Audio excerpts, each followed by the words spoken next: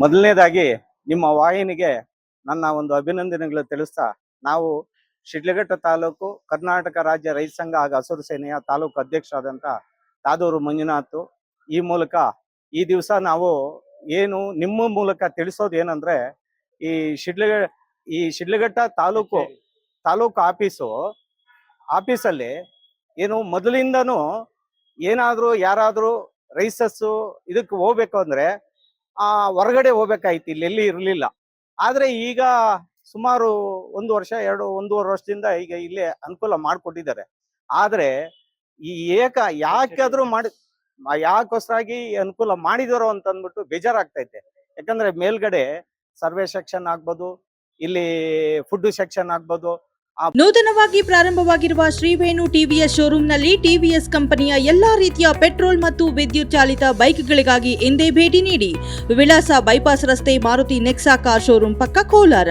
ಹೆಚ್ಚಿನ ಮಾಹಿತಿಗಾಗಿ ಸಂಪರ್ಕಿಸಿ 9986833899 ಅಥವಾ 9986933299. ಭೂಮಿ ಶಕ್ತಿಯನ್ನು ಜನನ ಮತ್ತು ಮರಣ ಪ್ರಮಾಣ ಪತ್ರ ಇದು ಆಫೀಸ್ ಆಗ್ಬೋದು. ಹಾಗೇನೆ ವಾರಕ್ಕೆ 2-3 ಸಾರಿ ತಾಲೂಕು ಇದು ನ್ಯಾಯಾಲಯ ನಡೀತೈತೆ, ತಹಸೀಲ್ದಾರ್ ಕೂತ್ಕೊಂಡು.